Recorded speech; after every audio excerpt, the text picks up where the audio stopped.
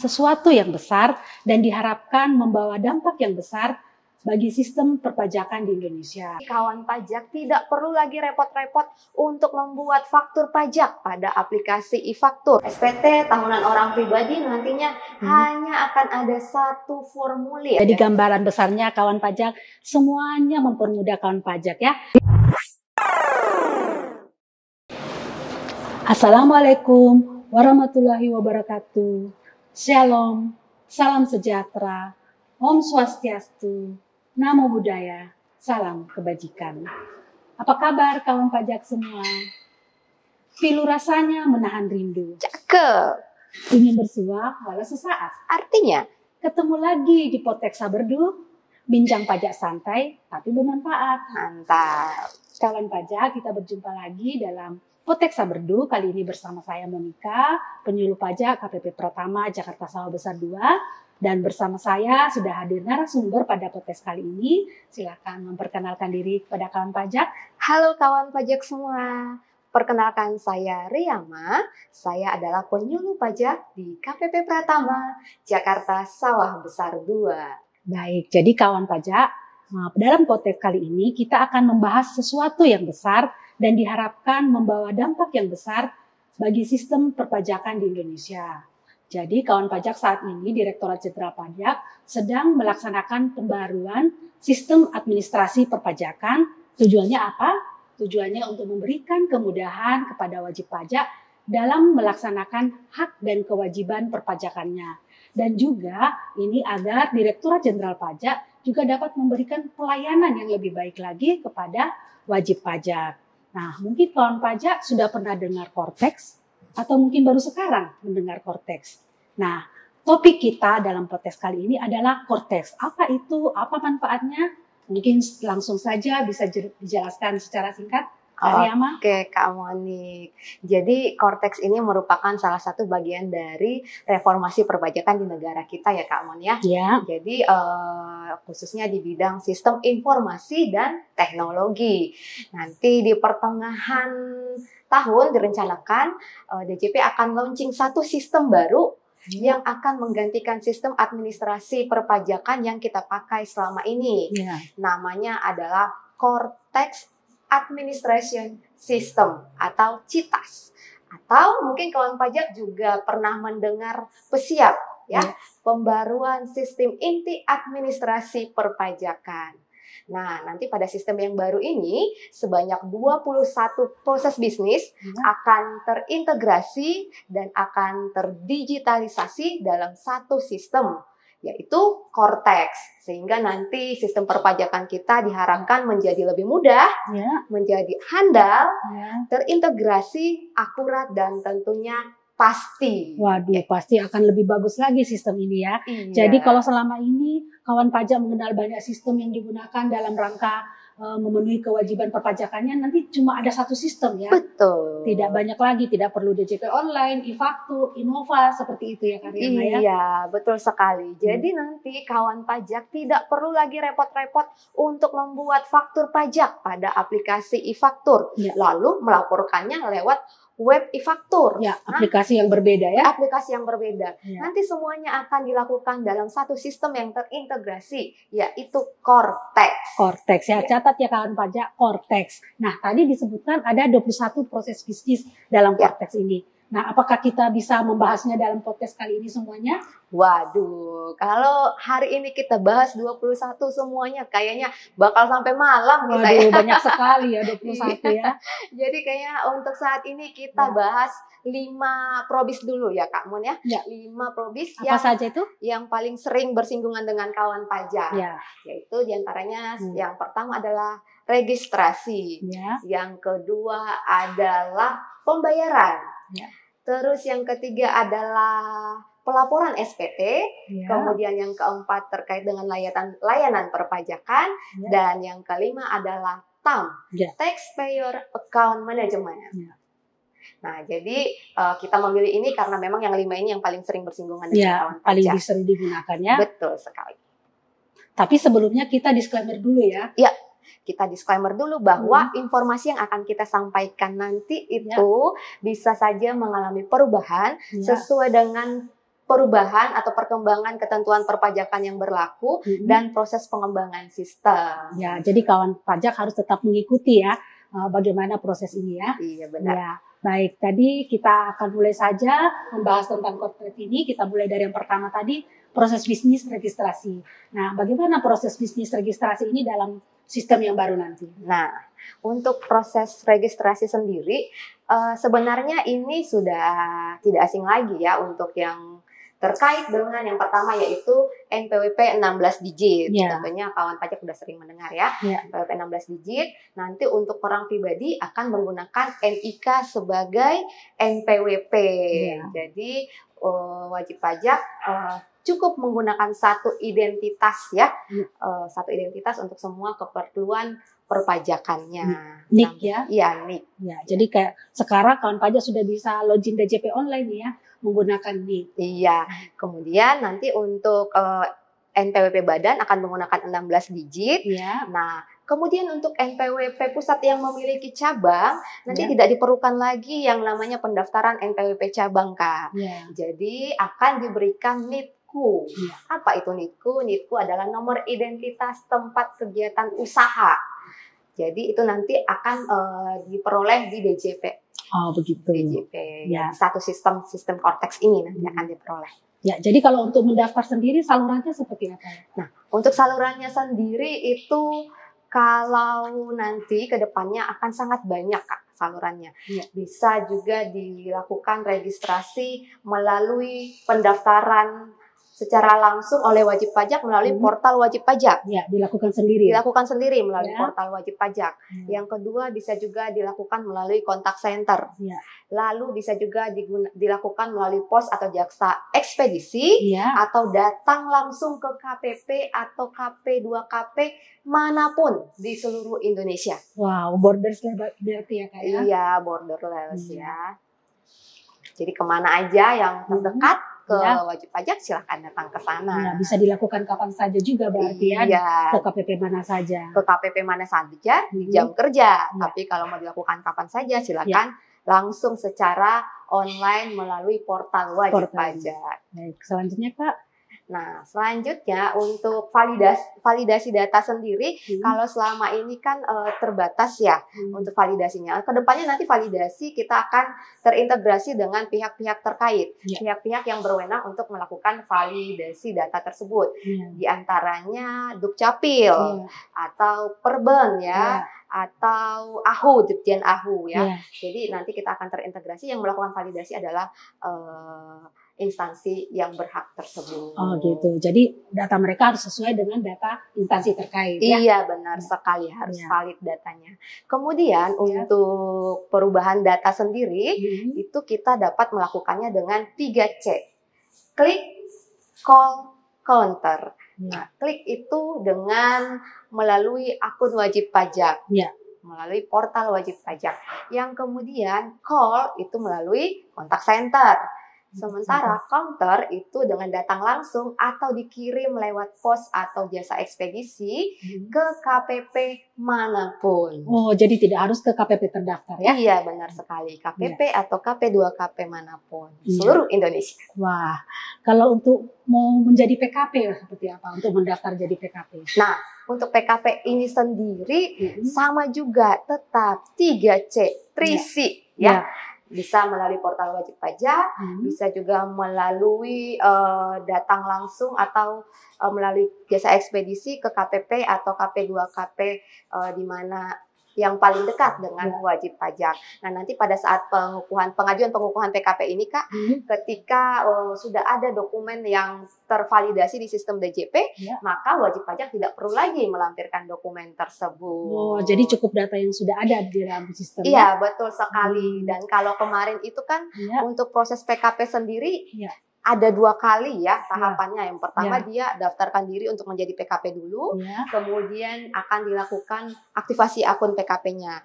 Nah, nanti proses yang berbeda. Iya, proses yang berbeda. Nanti kedepannya hanya akan ada satu proses aja, yaitu proses pengukuhan PKP. Ya, gitu. Jadi langsung tervalidasi juga punya akun juga ya. Iya, langsung aktif akunnya. Dan enaknya tadi tidak perlu ke KPP terdaftar ya. Iya. Bisa ke KPP mana betul saja. Sekali. Baik.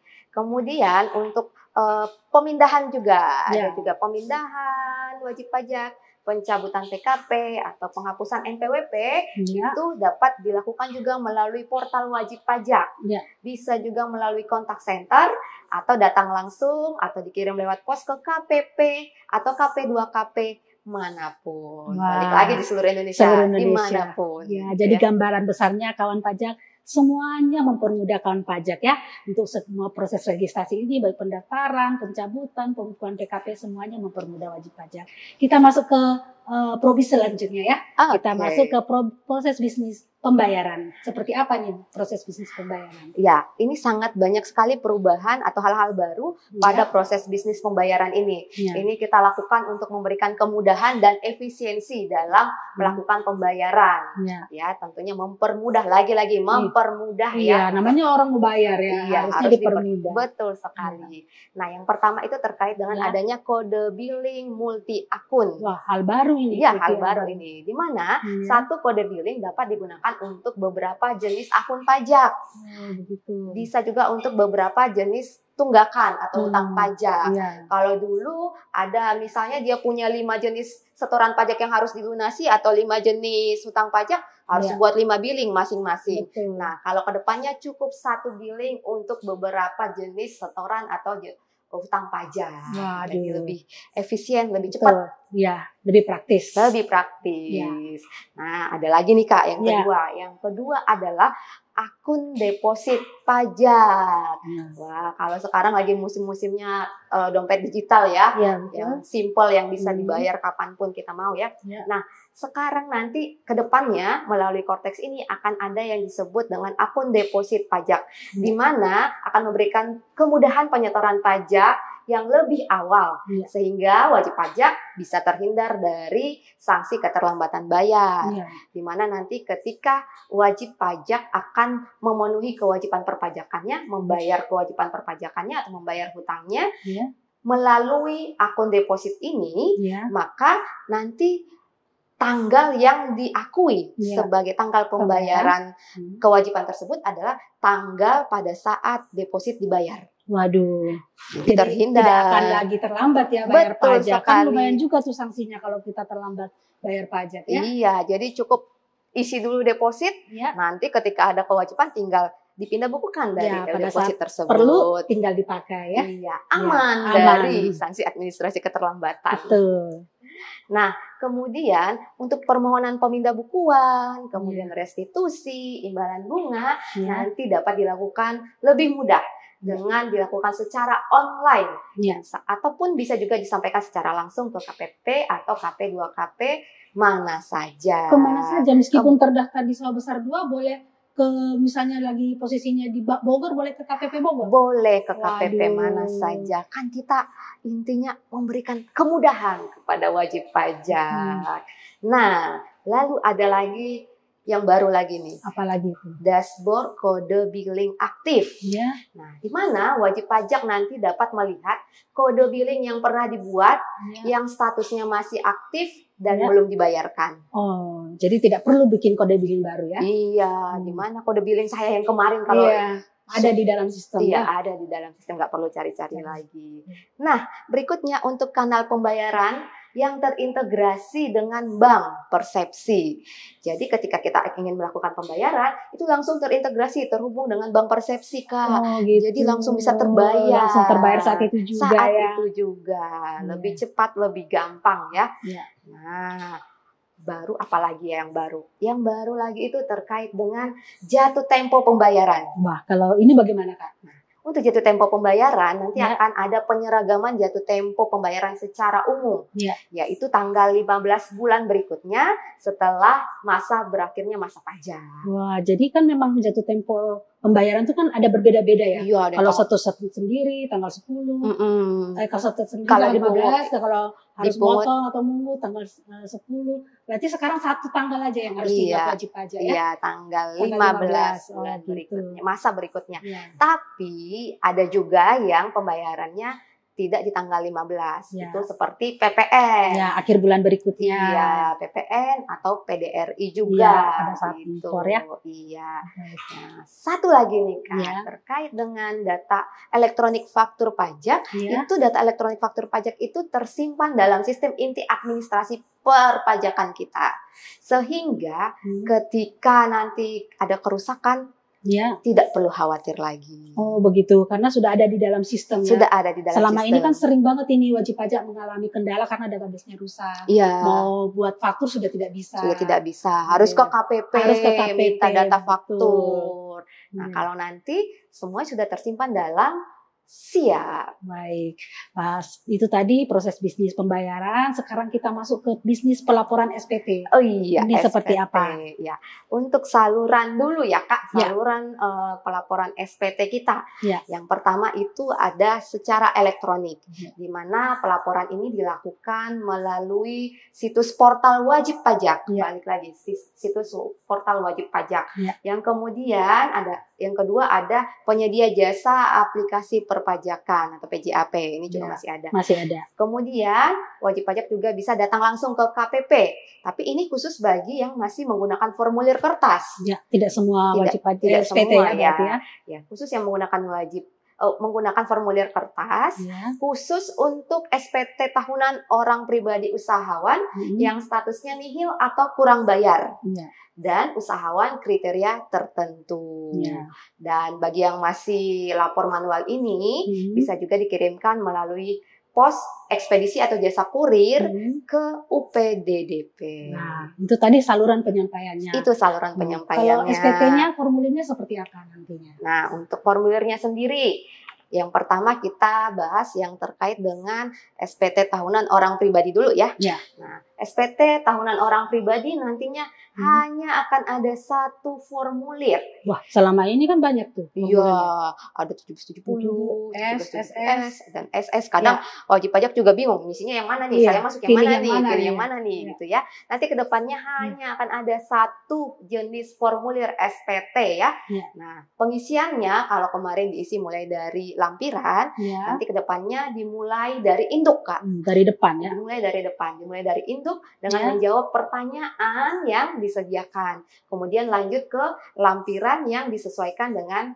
apa yang dipersyaratkan pada pertanyaan-pertanyaan tersebut. Ya. Nah, satu lagi, mempermudah lagi nih, seluruh bukti potong yang diterbitkan oleh Ya. pemotong itu terprepopulet, Kak. Tidak diinput satu-satu lagi berarti ya. Jadi terprepopulet. Iya. Langsung terisi di SPT tahunannya wajib pajak. Maju. Jadi mempermudah sekali Betul. ya. Terus wajib pajak nggak perlu lagi pusing-pusing. Minta. Aduh, bendahara aku belum kasih Iya, bukti nggak potong. bisa lapor nih. Belum bisa lapor nih, gitu ya. Itu semua sudah ada ya. Sudah nanti di ada sistemnya. terprepopulet, jadi bisa melapor lebih cepat. Betul. Ya. Nah, kemudian untuk UMKM sendiri Ya. nanti akan tersedia menu pencatatan, Kak. Oh, sudah ada. Sudah ada dalam menu sistem. pencatatan. Ya. Jadi cukup memberikan kemudahan ini untuk wajib pajak ya. Ya. Nah, baru lagi Hmm. wajib pajak orang pribadi yang telah memenuhi persyaratan tidak perlu lagi menyampaikan SPT tahunannya. Nah, begitu untuk Betul. orang pribadi ya. Selanjutnya untuk SPT tahunan PPh Badan. Oke, untuk SPT tahunan PPh Badan. Ya. Nah, untuk mengisinya sama seperti tadi SPT tahunan orang pribadi, Ya. mulai dari induk Induk ya. dengan menjawab pertanyaan, Ya. lalu kemudian mengisi lampiran yang dipersyaratkan sesuai dengan jawaban pada pertanyaan wajib pajak. Ya. Nah, kemudian untuk laporan laba rugi, Kak, Ya. itu sudah tersedia format yang terstandarisasi Wah. dan terintegrasi. Oh, jadi nggak perlu bingung wajib Nggak pajak ya perlu buat bingung. laporan laba rugi lagi Iya, ya. sudah ada standarnya, Ya. terintegrasi pula. Ya, kurang gampang apa gitu Iya. ya kan? Nah, dan seluruh bukti potong yang diterbitkan oleh pemotong Ya. itu juga sudah terekam secara sistem pada SPT tahunan badan. Nggak perlu pusing. Ini sering juga ya Ya. kawan pajak yang datang ke helpdesk. Hmm. Aduh Bu, saya nggak dikirim-kirim bukti potong Iya, sama lawan betul. transaksi. Udah minta dari kapan? Bu?" Padahal kan itu jadi kredit pajak ya. Iya, kan, betul nanti sekali. pengurang pajak yang harus dibayar. Iya, nanti nggak Iya. perlu khawatir ya, Iya. sudah langsung terekam. Iya. Jadi memang kawan pajak tidak perlu lagi input bukti potong atau misalnya import kalau datanya banyak suka gagal, itu tidak akan ada lagi. Iya, betul. Sangat memudahkan ya kawan pajak ya. Selanjutnya untuk yang SPT masa. Nah, untuk Seperti SPT masanya sendiri, nah untuk SPT masa kita ke yang unifikasi dulu ya, Kak, Ya. yang unifikasi. Di mana fasilitas yang dimiliki oleh pihak yang dipotong itu Ya. nanti juga akan terintegrasi dengan EBUPOT. Ya. Termasuk dia yang DTP, Kak, yang Ya. ditanggung pemerintah. Semua fasilitasnya itu Ya. akan terintegrasi di EBUPOT. Mm. Nah, kemudian untuk pembuatan kode billing atas SPT masa unifikasi Ya. itu terintegrasi dengan draft SPT. Ya, tidak perlu bikin tersendiri Tidak ya. perlu buat tersendiri, Ya. sehingga Hmm. akan menghindari kesalahan kode jenis setoran ataupun kode jenis pajak, Ya. karena sudah langsung terintegrasi. Ya. Kemudian bagi pihak yang dipotong, Ya. kalau misalnya pihak pemotong atau pemungut melakukan perubahan Hmm. atau pembatalan bukti potong, Ya. itu akan ada notifikasi kepada pihak yang dipotong. Wah, jadi nggak ada notifikasi ya, jadi tahu, wah ada perubahan ini ya. bukti Iya, potongnya. betul sekali. Ya, jadi selanjutnya untuk PPN bagaimana nanti? Nah, SPT untuk masa PPN, PPN, ya. baru lagi nih. Ya. Kalau dulu kan kita minta nomor seri dulu di Ya, Innova ya kan, betul. baru input e-faktur Ya. ya kan, baru lapor lagi. Ya. Nah, nanti ke depannya nomor seri faktur itu nggak perlu diminta-minta, Kak. Jadi, Semua sudah ter-auto-generate. oke. Sudah ter-auto-generate. Ya. Jadi lebih gampang untuk membuat fakturnya. Jadi saat buat faktur langsung ada nomornya ya? Iya, langsung Oh. ada nomornya. Ya. Nah, kemudian untuk kompensasi pajak masukan di masa Ya. sebelumnya, Hmm. itu juga nanti akan otomatis terintegrasi, akan terisi secara otomatis. Ya.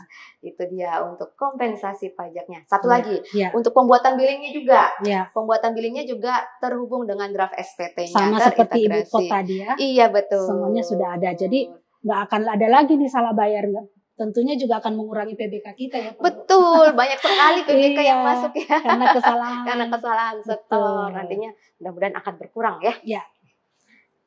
Nah, Selanjutnya, setelah kita selesai membuat draft SPT, ya. nanti pembayaran pajak terutangnya akan terintegrasi ya, seperti yang saya sebutkan tadi. Ya. WP itu bisa memilih, Kak. Ya. Bisa melunasi lewat deposit pajaknya dia yang dia sudah miliki, disetor. yang sudah disetor sebelumnya, jika memang saldonya mencukupi, Ya. atau bisa juga dengan membuat billing. Ya. Seandainya depositnya nggak cukup, Ya. bisa membuat billing. Dan ketika membuat kode billing ini, langsung juga terintegrasi dengan pihak banknya, Ya. Kak. Jadi tidak perlu repot-repot ke bank lagi melakukan Iya, langsung pembayarannya. bisa bayar saat itu juga. Iya. Tinggal pilih bank persepsi mana yang akan digunakan. Nah, ini tentu juga akan mengurangi risiko terlambat bayar dan akibatnya terlambat lapor juga ya kan. Iya, Kayak betul. seperti PPN itu kan sering wajib pajak itu lapor pada hari-hari terakhir. Iya, betul. Nah, begitu salah kode billingnya, dia mau setor 411211, dia setor 411121, nggak bisa lapor, terlambat harus 500.000. nunggu lagi. Kena lagi Kena 500.000 lagi ya. 500.000. Jadi ini sangat membantu sekali ya, Ya. membantu wajib pajak untuk efisiensi waktu juga. Betul. Ya. Baik, selanjutnya kita akan membahas hal baru lagi nih, layanan perpajakan. Oke. Nah, apa yang akan tersedia dalam Kortex nanti? Untuk layanan perpajakan yang tersedia di Kortex itu yang pertama terkait dengan layanan edukasi nih, Kak. Ya, Nah, bagi kawan pajak yang ingin mengikuti kelas pajak ya, yang sudah tersedia di KPP manapun, ya, tidak hanya KPP tempat wajib pajak terdaftar, di KPP manapun. Ya. Jika kawan pajak ingin mengikuti kelas pajak yang ada disediakan di KPP manapun, Ya. kawan pajak dapat melakukan reservasi. ke KPP mana saja ya? Iya, dapat Hmm. melakukan reservasi kelas Ya. pajak. Ya. Nah, ini dilakukan melalui portal wajib pajak. Ya. Atau juga bisa melalui laman pajak.go.id. Hmm. Nah, itu khusus untuk kelas pajak yang sudah tersedia ya, Pak. Ya. Nah, bagaimana kalau misalnya kelas pajak yang tersedia tidak sesuai dengan kebutuhan wajib pajak? Hmm. Nah, apa yang bisa dilakukan? Ya. Tidak perlu khawatir kawan pajak. Kawan Ya. pajak dapat melakukan permohonan edukasi. Wah. Bisa meminta KPP edukasi ya. ke KPP Iya. dengan melalui portal wajib pajak, atau bisa juga secara tertulis ke pos atau jasa ekspedisi, atau datang langsung juga ke kantor pajak. Ya. Misalnya kawan pajak meminta narasumber, Hmm. moderator atau panelis, itu Oh. bisa. atau termasuk juga pelatihan dan BDS. Waduh, Itu juga bisa. ini layanan edukasi ini tentu hal yang baru yang akan sangat membantu kawan pajak ya. Karena kita tahu kan pajak itu peraturannya sering berubah. Betul. Jadi biasanya selama ini kantor pajak yang akan mengundang Bapak Ibu ya untuk ikut kelas pajak. Sekarang kawan pajak bisa mendaftarkan diri untuk mencari kelas pajak yang dibutuhkan. Iya, betul Gitu. sekali. Baik, ada layanan apa lagi dari Kortex ini? Terkait dengan layanan edukasi ini, Ya. ada juga materi edukasi, Kak. Begitu. Jadi kawan pajak bisa untuk memperoleh materi edukasi lewat portal wajib pajak. Begitu. Atau bisa lewat laman pajak.go.id. Ya, semua materi edukasi perpajakan ada di situ ya. Iya, betul sekali. Bisa e-learning juga di sana, e-learning perpajakan. Gitu. Iya, betul sekali. Jadi sangat bermanfaat. Ya. Terus untuk yang berikutnya ada juga selain layanan edukasi, ada juga layanan interaktif. Apa ini layanan interaktif? Layanan interaktif ini terdiri dari pengaduan, apresiasi, dan saran. Jadi respon wajib pajak ya? Iya, betul. Nah, yang ketiga ada juga yang namanya layanan administratif. Iya. Di mana layanan administrasi perpajakan dapat diajukan oleh wajib pajak melalui permohonan wajib pajak yang bisa dilakukan lewat 3C, 3C lagi. Ya. Masih ingat nggak kawan pajak? Apa itu 3C tadi? Click, call, and counter. Click, call, and counter. Ya, jadi selain itu kawan pajak juga bisa melihat, men-tracking sudah sampai di mana permohonan administrasi perpajakannya. Betul. Dan juga termasuk untuk memperoleh hasilnya. Bisa juga menggunakan layanan ini. Wah, jadi kawan pajak bisa memantau dalam korteksnya mereka ya? Iya, bisa memantau. Sudah sampai mana, apakah sudah selesai, bahkan produknya bisa juga langsung dapatkan. Iya, betul. Baik, selanjutnya kita mungkin ke probis yang terakhir yang kita bahas ya. Oke. Ini adalah Taxpayer Account Management. Ini kayaknya juga hal yang baru lagi. Seperti apa ini kamu? Ya, TAM ini merupakan proses bisnis pengelolaan informasi perpajakan untuk wajib pajak yang menampilkan informasi profil wajib pajak serta hak dan kewajiban wajib pajak. Nah, yang ditampilkan secara komprehensif dan terkini ya, tentunya akurat serta dapat diakses kapan saja dan di mana saja. Nah, kalau yang sekarang itu kan ada DJP online ya, Kak ya. Nah, tapi untuk DJP online ini sangat terbatas ya. Untuk profilnya sendiri hanya profil singkat. Kemudian untuk informasi yang berikutnya adalah riwayat SPT-nya saja ya, Kak. Tapi nantinya DJP online ini akan diganti dengan satu sistem yaitu TP Portal. TP Portal. Nah, di mana di TP Portal ini nantinya akan ada profil dari wajib pajak yang lebih lengkap. Apa saja tuh? Ya, bisa kita lihat nanti identitas wajib pajak, bisa juga riwayat pemenuhan hak dan kewajibannya, kemudian buku besarnya, buku besar atau riwayat transaksinya, itu bisa kita lihat nanti. Ada juga terkait dengan status wajib pajak, ada juga layanan perpajakannya, kemudian nanti ada dokumen resmi perpajakan, ada notifikasi perpajakan juga, semua terintegrasi dalam satu sistem. Waduh, berarti semua riwayat kewajiban yang sudah dilaksanakan wajib pajak akan ada dalam sistem ini ya? Ada di TP Portal ini. Ini benar-benar baru yang belum pernah ada selama ini, sangat keren. Semuanya terintegrasi dalam satu sistem sehingga benar-benar akan memberikan kemudahan bagi kawan pajak semua. Data yang dihasilkan juga tentunya akan lebih akurat ya. Kira-kira, tapi kapan nih berlakunya? Mungkin kawan pajak udah gak sabar kayaknya.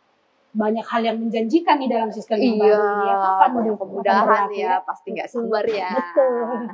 Ya, direncanakan untuk Kortex ini akan launching pada pertengahan tahun. Kira-kira pada bulan Juli, Kak. Tahun ini. Waduh, tinggal 3 atau 4 bulan lagi kan pajak. Iya, semoga tidak ada halangan ya. Iya, kalau tidak ada halangan ya. Iya. Ya, jadi apa yang harus dipersiapkan kawan pajak untuk sistem yang baru ini? Ya, persiapkan diri kawan pajak dengan melakukan pemutakhiran data. Khususnya NIK sebagai NPWP. Silakan melakukan pemutakhiran data ke KPP atau bisa juga dilakukan melalui DJP online, Hmm. pemutahiran data mandiri ya kawan pajak. Nah, bukan hanya NIK yang perlu dimutakhirkan, tetapi juga data-data lainnya. Misalnya data keluarganya, data KLU-nya, kemudian juga data nomor telepon dan email. Ini sangat penting ya kawan pajak, karena nanti ketika kawan pajak login ke TP Portal dapat mengakses TP Portal dengan menggunakan NPWP 16 digit ataupun NIK dan dengan password yang terlebih dahulu dibuat. Nah, nanti untuk link passwordnya ini akan masuk ke email wajib pajak. Nah, jadi wajib pajak yang sudah memiliki akun DJP online itu nggak perlu lagi mendaftar ulang untuk ke Cortex ini, untuk bisa akses Cortex. Dia cukup melakukan reset password. Nah, di mana ketika reset password ini nanti akan ada link yang masuk ke emailnya. Jadi harus bisa akses emailnya. Email yang sudah didaftarkan di DJP online tadi. Iya, betul. Jadi dipastikan kalau emailnya itu valid. Ini nggak berlaku hanya untuk wajib pajak orang pribadi ya. Ini termasuk juga untuk wajib pajak instansi pemerintah maupun wajib pajak badan. Jadi kawan pajak benar-benar untuk sistem yang baru nanti pastikan emailnya valid. Iya, betul sekali. Wah, sudah tidak terasa kita membahas Cortex ini cukup banyak ya. Ada 50 piece tadi yang sudah kita bahas. Mudah-mudahan ini memberi pemahaman yang cukup kepada kawan pajak yang sudah menyimak podcast ini untuk terkait dengan sistem administrasi perpajakan yang baru nanti, yaitu Cortex. Nah, terima kasih kawan pajak yang sudah menyaksikan podcast Saberdu kali ini. Pastikan kawan pajak jangan sampai ketinggalan informasi-informasi terbaru dari KPP Pratama Jakarta. Sawah Besar 2, caranya like dan subscribe channel YouTube KPP Pratama Jakarta Sawah Besar 2 dan nantikan podcast-podcast berikutnya. Jalan-jalan ke Cikini. Cakep. Menikmati sore bersama kekasih. Artinya, kita tutup podcast hari ini. Salam hangat dan terima kasih. Wassalamualaikum warahmatullahi wabarakatuh. Om Swastiastu, Namo Buddhaya, salam kebajikan. DJP kuat, APBN sehat, Indonesia sejahtera.